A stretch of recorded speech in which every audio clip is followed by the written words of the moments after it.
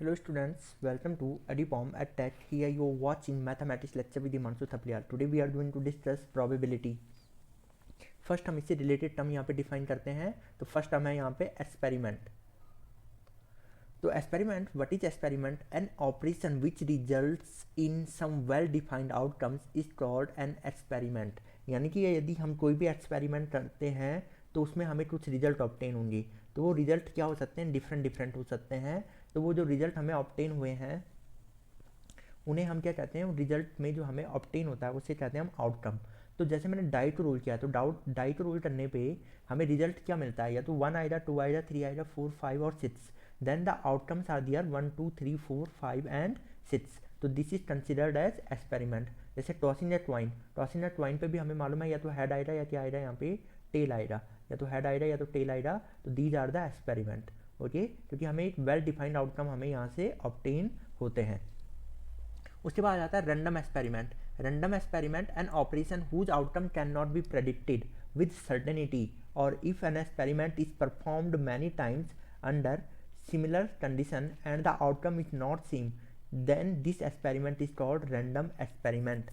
तो ऐसा एक्सपेरिमेंट जिसमें हमें क्या मालूम हो, आउटकम के बारे में ये तो मालूम हो कि आउटकम क्या क्या पॉसिबल है. जैसे कोई भी एक्सपेरिमेंट है, हमें आउटकम तो मालूम रहेगा ना कि एक्सपेरिमेंट हमने किया, तो उसके बाद उसका एक वेल डिफाइंड आउटकम हमें पता चल जाता है. तो रैंडम एक्सपेरिमेंट में क्या होता है, हमें ये तो मालूम है कि आउटकम क्या है, but with the certainty we can't predict कि आउटकम कौन सा वाला आएगा. लेट सपोज मैंने डाई रोल किया है, आप जानते हो आउटकम वहाँ पे क्या है, 1, 2, 3, 4, 5 एंड 6 है, but at a particular time कौन सा आउटकम आएगा ये हम सर्टेनिटी के साथ नहीं कह सकते हैं. तो ऐसे एक्सपेरिमेंट को कहा जाता है रैंडम.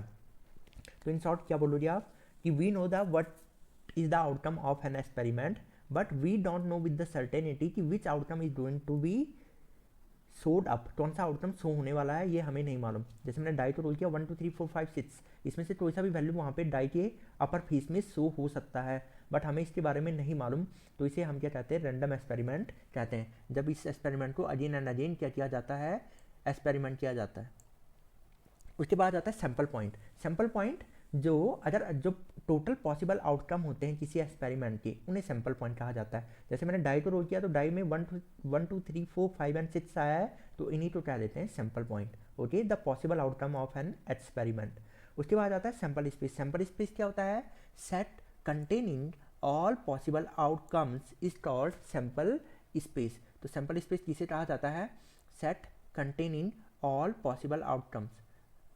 तो set containing all possible outcome, इसी क्या कहेंगे हम? इसी को कहते हैं हम सैम्पल स्पेस. तो जैसे हाँ यहाँ पे दिया था सैम्पल स्पेस क्या है? Set containing all possible outcomes is called sample space. Set containing all possible outcomes is called sample space. जैसे मैंने डाई को रोल किया, डाई को रोल करने पे 1, 2, 3, 4, 5, 6 आया है, तो इन जो टोटल आउटकम है इनका हमने क्या बना दिया है? सेट बना दिया है. सेट बनाने पे जो हमें ये सेट ऑब्टेन होता है इसी को कहते हैं सैम्पल स्पेस. जैसे मैं दो ट्वाइन को टॉस कर रहा हूँ, दो ट्वाइन को टॉस करने पे आउटकम क्या क्या आ सकते हैं? दो ट्वाइन को टॉस करने पे आउटकम आ सकता है head tail, tail head, head and tail tail.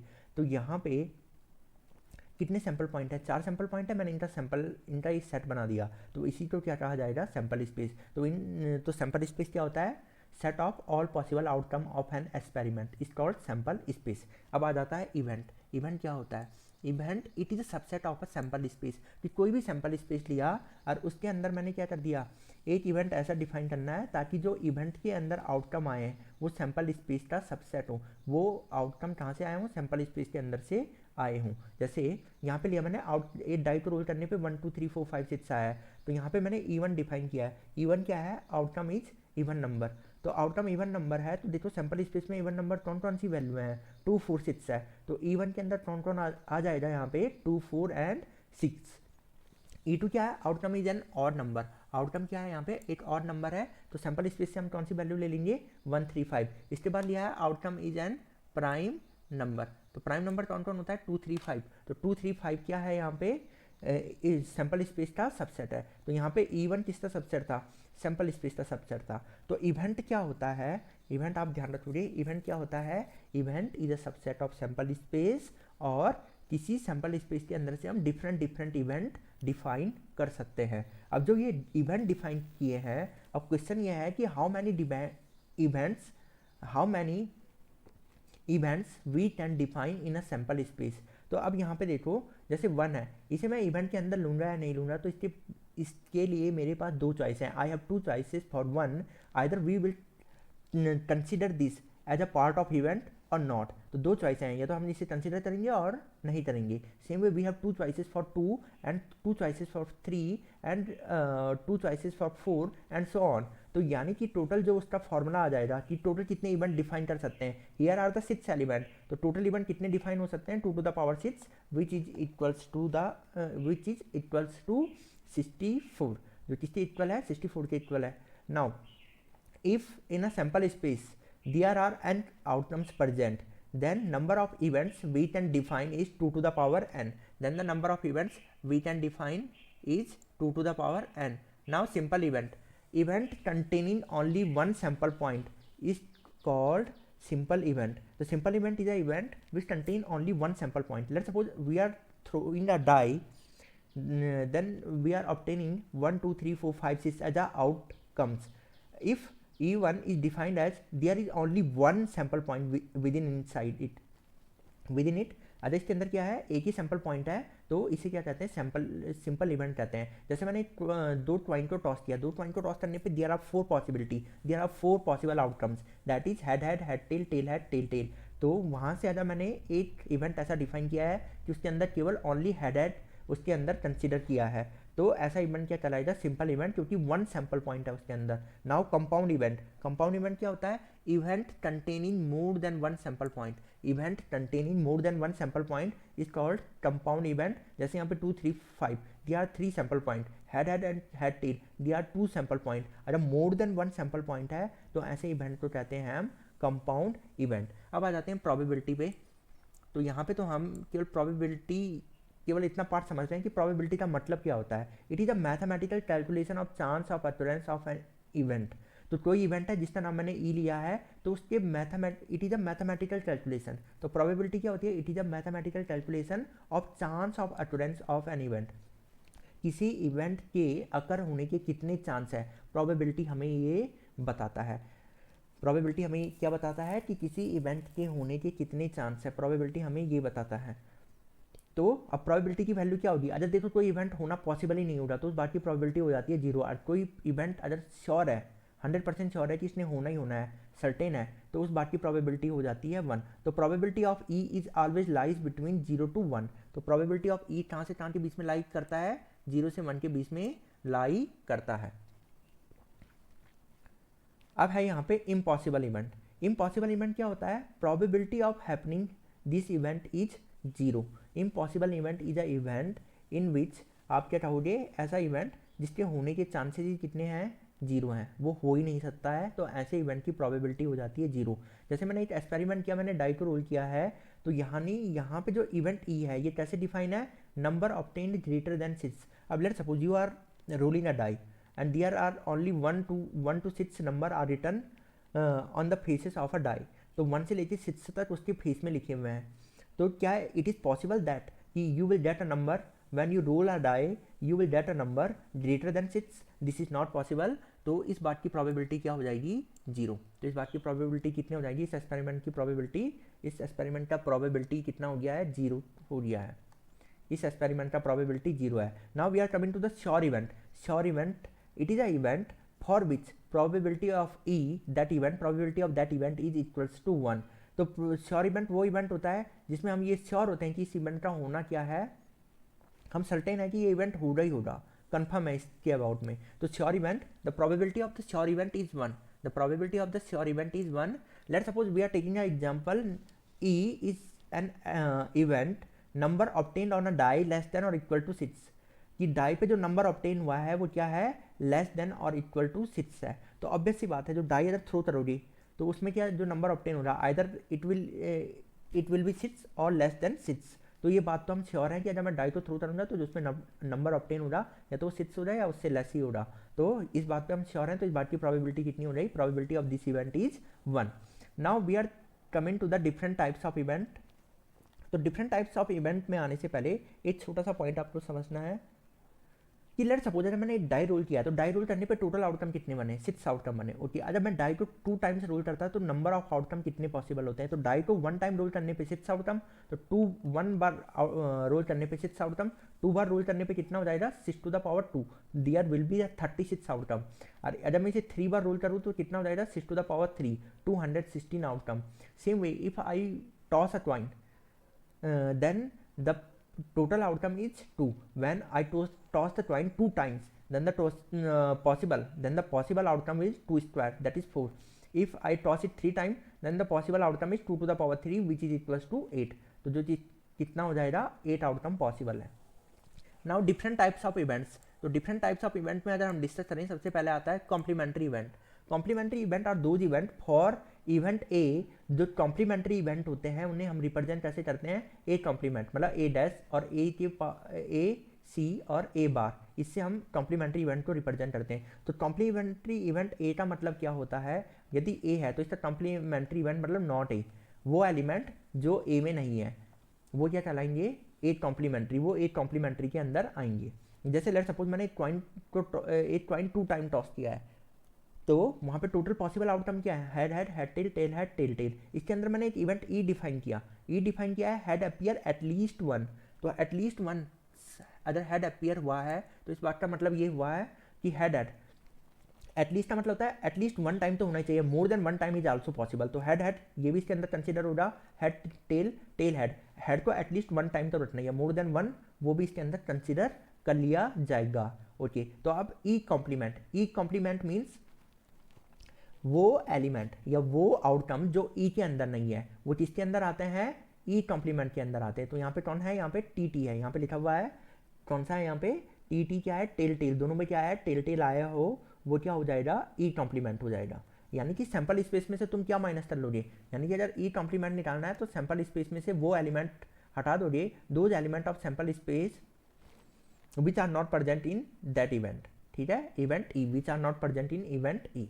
तो ये क्या हो जाएगा, कॉम्प्लीमेंट इवेंट। अब आ जाता है इक्वली लाइकली इवेंट्स, इसके बाद क्या है, equally likely events.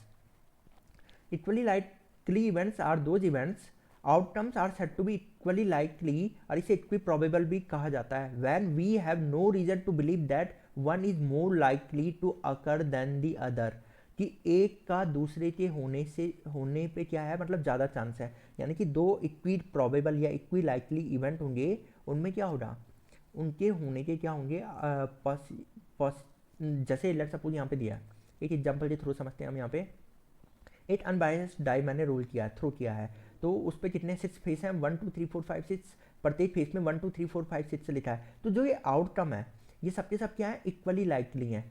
Equally likely मतलब 4 के आने के उतने ही चांसेस है जितने 3 के आने के हैं, 5 के आने के उतने ही चांसेस है जितने 4 के आने के हैं। तो ये क्या है, सारे के सारे इक्वली लाइकली है, इनकी प्रोबेबिलिटी क्या होगी, सबकी प्रोबेबिलिटी होगी सेम, इन सबकी प्रोबेबिलिटी होगी सेम। तो यही बात कहा है उसने, outcomes are said to be equally likely when we have no reason to believe that one is more likely to occur than the other, कि एक आउटकम के आने के जो चांसेस हैं वो दूसरे से ज़्यादा हैं। ऐसा नहीं होता, इक्वली लाइकली में एक आउटकम के जो आने के चांस है वो इक्वली रहेंगे दूसरे वाले आउटकम के आने के। तो यानी कि 1 2 3 4 5 6, 1 के आने के भी कितने चांस होंगे, 1/6, 2 के आने के भी, इन 6 में आने के चांसेस 1/6, मतलब प्रोबेबिलिटी सबकी 1/6 होगी। वैसे अगर हेड और टेल है तो हेड और टेल के आने के भी 50-50% चांस होंगे, दोनों इक्वली लाइकली हैं। इसके बाद आता है set of exhaustive event. Set of exhaustive event क्या होता है, consider an experiment rolling a die, मैंने एक डाई को रोल किया है, उस पर आया 1 2 3 4 5 6, उस पर क्या आया 1 2 3 4 5 6 आया है। मैंने इसके अंदर एक इवेंट E1 ऐसे डिफाइन किया है। E1 कैसे डिफाइन है इसके अंदर, कि आउटकम इज इवन नंबर। फिर E2 कैसा डिफाइन है, outcome is odd number. E3 कैसा डिफाइन है, कि outcome is prime number. E4 मैंने 1 2 3 4, और E5 क्या लिया है 5 and 6। नाउ कंसिडर दिस, अगर आपसे पूछा कि E1 एंड यूनियन E2, क्या E1 यूनियन E2 पूरा सैंपल स्पेस के बराबर आएगा या नहीं आएगा, क्या ये पूरा सैंपल स्पेस क्रिएट कर देगा, हाँ इन दोनों ने पूरा सैंपल स्पेस क्रिएट कर लिया है। तो इन्हें क्या कहेंगे, जो E1 और E2 है ये है एडजस्टिव इवेंट, और जो इनका मैंने सेट बना दिया E1 और E2 का, टोटल सेट जिससे पूरा सैंपल स्पेस क्रिएट हो गया है उन्हें कहते हैं सेट ऑफ एग्जॉस्टिव इवेंट। इन्हें क्या कहा जाता है? सेट ऑफ एग्जॉस्टिव इवेंट, क्योंकि इन दोनों के यूनियन से पूरा सैंपल स्पेस क्या हो गया है? क्रिएट हो गया है। E1 यूनियन E2 में 1 से लेके 6 तक की सारी वैल्यूएं आ जाएंगी जो कि सैंपल स्पेस के बराबर है। तो आप क्या कहोगे? ऐसे इवेंट जिनके मिलने पे पूरा सैंपल स्पेस क्रिएट हो जाए, ओके, यानी कि they will cover when E1 and E2 is called set of exhaustive event because E1 and E2 create sample space. E1 union E2 किसके बराबर आ गया है? सैंपल स्पेस के बराबर आ गया है। That's why we can say that E1 and E2 are the sample of the set of exhaustive event. Let's suppose if I ask E2 and E3, क्या E2 union E3, क्या E2 union E3 ने पूरा sample space create किया है? नहीं किया है। तो आप कहोगे E2 and E3 are not set of exhaustive events, क्योंकि इनके उससे पूरा सैंपल स्पेस क्रिएट नहीं हुआ है। अब यहाँ पे दिया है E1 union E2 union E3। अब यहाँ पे देखो अगर मैं इन्हें मिला दूँ तो ये पूरा सैंपल स्पेस क्रिएट कर देंगे, चाहे मैं यहाँ पे E3 को मिलाऊँ या ना मिलाऊँ। Whether I will add E3 here और not, you will get a sample space. ये कितना देगा? E1 और E2 मिलके ही सैंपल स्पेस क्रिएट कर देंगे। तो E3 के होने या ना होने से यहाँ पे कोई फर्क नहीं पड़ता। ये अभी भी क्या है? ये अभी भी सेट ऑफ एग्जॉस्टिव इवेंट है, सेट ऑफ एग्जॉस्टिव इवेंट है। वैसे E4 और E5 ये भी क्या है? E4 एंड E5 ये भी सेट ऑफ एग्जॉस्टिव इवेंट है, सेट ऑफ एग्जॉस्टिव इवेंट। और there is one more point here, यदि E1 E2 अगर आपको जैसे दे दिया E1 E2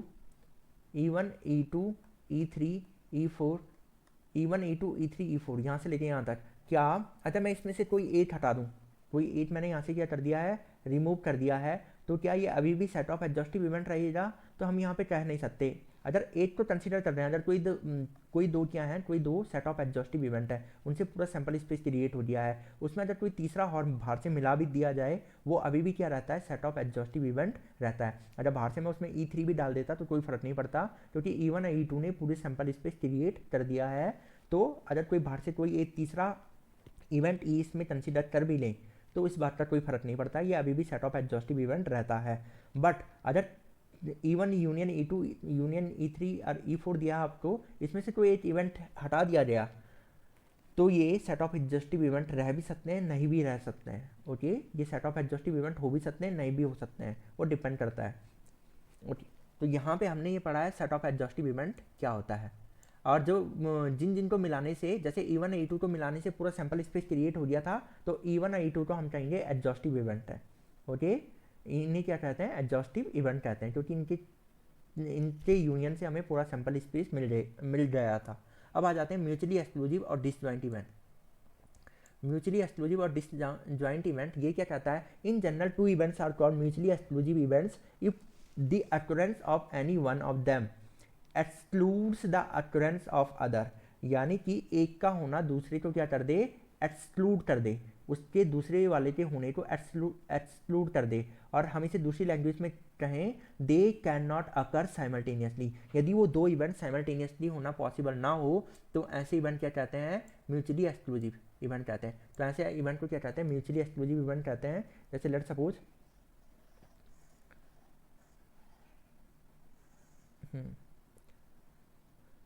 जैसे मैंने यहाँ पे लिया है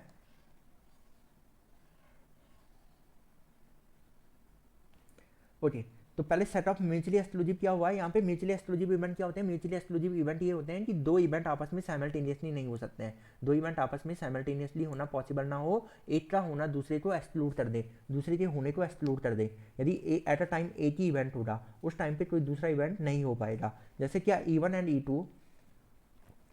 E2 क्या म्यूचुअली एक्सक्लूसिव हैं? तो E1 and E2 mutually exclusive हैं, ये दोनों म्यूचुअली एक्सक्लूसिव हैं। क्यों? अगर E1 हो रहा है, मतलब जैसे लेट सपोज डाई के फीस पे आ गया 4, तो 4 पे केवल E1 ही हो सकता है, E2 का होना उस टाइम पे पॉसिबल नहीं है। तो E2 का होना उस टाइम पे पॉसिबल नहीं है। या डाई पे 3 आ गया तो उस टाइम पे E1 का होना पॉसिबल नहीं है। तो ये सेट क्या कहेंगे? Mutually exclusive. म्यूचुअली एक्सक्लूसिव जो होते हैं वो डिसजॉइंट सेट होते हैं, उनमें कॉमन कुछ नहीं आएगा, उनमें कॉमन कुछ नहीं आता है। जैसे ये वाला है, ये वाला म्यूचुअली एक्सक्लूसिव नहीं है, जबकि ये क्या म्यूचुअली एक्सक्लूसिव है। इन दोनों इसमें कॉमन कुछ नहीं आया है। अब जैसे E2 E3, तो E2 और E3 क्या म्यूचुअली एक्सक्लूसिव है? तो ये म्यूचुअली एक्सक्लूसिव नहीं है। ये क्या नहीं है, म्यूचुअली एक्सक्लूसिव नहीं है। क्यों नहीं है म्यूचुअली एक्सक्लूसिव, ये क्यों नहीं है, क्योंकि जब बाई चांस डाई पे 3 आ गया तो उस टाइम पे E2 भी होना पॉसिबल है और E3 का भी होना पॉसिबल है, तो दोनों इवेंट साथ में हो रहे हैं। बट उसने कहा है कि यदि एक होगा तो वो दूसरे के अकर होने के चांस को एक्सक्लूड कर दे, वो दूसरे के अकर होने के चांस को क्या कर दे, एक्सक्लूड कर दे। तो ऐसे इवेंट जिनमें कॉमन ना हो, यानी कि अगर मैं एक ही इवेंट के, एक ही सैंपल स्पेस के अंदर, एक ही एक्सपेरिमेंट के अंदर अगर 2 इवेंट डिफाइन किए हैं तो उन दोनों इवेंट में कुछ कॉमन नहीं होना चाहिए। अगर उनके बीच में कॉमन आ रहा है तो म्यूचुअली एक्सक्लूसिव नहीं होंगे, कॉमन नहीं आ रहा है तो म्यूचुअली एक्सक्लूसिव होंगे। अब जैसे मैं लेट सपोज एक छोटा सा एग्जाम्पल यहाँ पे दे दूँ, आपसे ये पूछ दूँ, मैंने एक डाई रोल किया, डाई में कितना आ गया, मल्टीपल ऑफ 3 आ गया, डाई में क्या आ गया, इवेंट क्या आ गया, ये डाई रोल किया उसमें क्या आ गया, मल्टीपल ऑफ 3 आ गई, तो 3 S6 E1 मैंने इवेंट डिफाइन कर दिया। E2 मैंने क्या किया, एक कॉइन टॉस किया है और कॉइन को टॉस करने पे उस पर हेड आ गया है, उस पर क्या आ गया, हेड आ गया है। क्या ये दोनों इवेंट भी म्यूचुअली एक्सक्लूसिव हैं, तो ये दोनों म्यूचुअली एक्सक्लूसिव होंगे या नहीं होंगे, तो ये म्यूचुअली एक्सक्लूसिव नहीं होते हैं, क्योंकि अगर बाई चांस डाई पे 3 आ गया तो उसने इस बात को स्टॉप थोड़ा किया है, इस बात को एक्सक्लूड थोड़ा किया है कि कॉइन पे हेड नहीं आ सकता, कॉइन पे हेड नहीं आ सकता। अब इसे इस तरीके से मत सोचना कि इन दोनों के बीच में तो कॉमन नहीं आया, कॉमन नहीं आया तो इसलिए हम इसे म्यूचुअली एक्सक्लूसिव कह सकते हैं, म्यूचुअली एक्सक्लूसिव कह सकते हैं, बट ये म्यूचुअली एक्सक्लूसिव नहीं है। ऐसा इसलिए हुआ, तुम तो ऐसे समझो, अगर मैं 2 इवेंट डिफाइन कर रहा हूँ और वो मैंने अलग अलग एक्सपेरिमेंट में डिफाइन किए हैं, वो दोनों इवेंट मैंने क्या किया है, अलग अलग एक्सपेरिमेंट में डिफाइन किए हैं, तो वो कभी म्यूचुअली एक्सक्लूसिव होंगे ही नहीं, वो कभी भी म्यूचुअली एक्सक्लूसिव नहीं होते हैं, क्योंकि एक का होना या ना होना, एक का होना दूसरे के होने को एक्सक्लूड नहीं करता है, कि एक हो रहा है तो एट अ टाइम दूसरा नहीं हो सकता, तो उसने उस बात को एक्सक्लूड नहीं किया है, तो इस वजह से E1 E2 क्या होंगे यहाँ पे, म्यूचुअली एक्सक्लूसिव नहीं होंगे। तो यदि आप 2 डिफरेंट एक्सपेरिमेंट लेते हो, उनके अंदर 2 इवेंट डिफाइन करते हो, याद रखना ये वाला पॉइंट, यदि आपने 2 एक्सपेरिमेंट लिए हैं और उनके अंदर 2 event E1 and E2 define किए हैं, तो वो दोनों के दोनों क्या होंगे, ये जो दोनों इवेंट अलग अलग एक्सपेरिमेंट में डिफाइन हुए हैं, ये कभी भी म्यूचुअली एक्सक्लूसिव नहीं हो सकते हैं, ये कभी भी म्यूचुअली एक्सक्लूसिव नहीं होंगे। ओके, ये कभी भी म्यूचुअली एक्सक्लूसिव नहीं होते हैं। अब आ जाता है इसके बाद जो सेकंड पॉइंट है यहाँ पे, ये म्यूचुअली एक्सक्लूसिव नहीं है यहाँ पे। इसके बाद आ जाता है इंडिपेंडेंट इवेंट। इंडिपेंडेंट, हाँ, तो ये म्यूचुअली एक्सक्लूसिव आपको समझ में आ गया होगा। इसमें एक चीज़ और ध्यान रखना, यदि एक ही एक्सपेरिमेंट के अंदर 2 इवेंट डिफाइन है तो उनके बीच में कॉमन देखना, कॉमन है तो then they are not mutually exclusive, but if there is nothing common then they are mutually exclusive. अब नाउ इंडिपेंडेंट इवेंट्स, तो जो मैंने लास्ट वाला डिफाइन किया था आपका 8 एक्सपेरिमेंट में डिफाइन किया था event, that is the multiple of 3 obtaining, तो दियर एज 3 and 6, और E2 क्या डिफाइन किया है यहाँ पे, हेड ऑब्टेन हुआ है।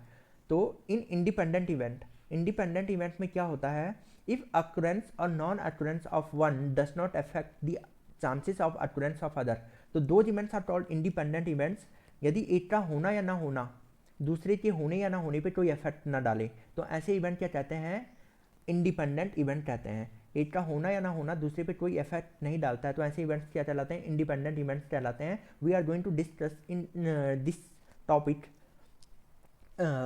इन डिटेल्ड, ये वाला बाद में डिस्कस करेंगे हम डिटेल में, बट इंडिपेंडेंट इवेंट होता क्या है, इसका डेफिनेशन हमने यहाँ पे पढ़ लिया है। नाउ आ रहे हैं हम यहाँ पे क्लासिकल थ्योरी ऑफ प्रोबेबिलिटी पे। Okay, classical definition of probability, तो क्लासिकल डेफिनेशन ऑफ प्रोबेबिलिटी क्या है, तो यहाँ पे लिखा है let a sample space containing n equi likely outcomes, let a sample containing n equally likely outcomes out of which m favours an event E. तो सबसे पहले अगर you have to use the classical definition of a probability, then if you have to use classical definition of a probability, then the events should be the outcomes should be equally likely, outcomes should be equally likely. If they are not equally likely or equiprobable, then you can say you can't apply the definition. तो इस definition को apply करना है तो they should be equally likely, all the outcomes should be equally likely.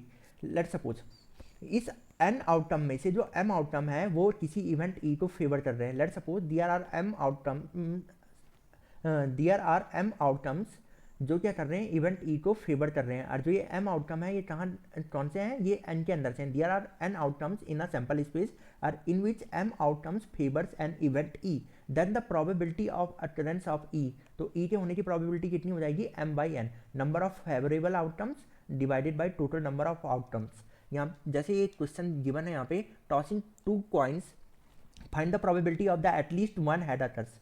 तो अगर मैं coin को 2 बार टॉस कर रहा हूँ तो 2 बार टॉस करने पे कितना आ जाएगा, head head, head tail, tail head and tail tail. तो अब उसने यहाँ पे दिया है इवेंट, इसके अंदर ई क्या डिफाइन है, ई इसके अंदर डिफाइन है कि एटलीस्ट 1 हेड अटर्स हो जाए। तो इसमें कौन कौन सी पॉसिबिलिटी है, head head, head tail, tail head. अब ये सारे जो ये आउटकम है ये इक्वली लाइकली हैं, ये क्या है, इक्वली लाइकली है। हेड हेड आने की प्रोबेबिलिटी कितनी है, 1/4, हेड टेल की भी 1/4, tail head 1/4 and tail tail 1/4। Since these are equally likely, तो हम क्या लगा सकते हैं, क्लासिकल डेफिनेशन यहाँ पे यूज कर सकते हैं कि हमारे फेवरेबल केस कितने हैं, यहाँ पे 3 है, टोटल केस कितने हैं, यहाँ पे 4 है। That's why the probability of occurring at least 1 head, that is 3/4।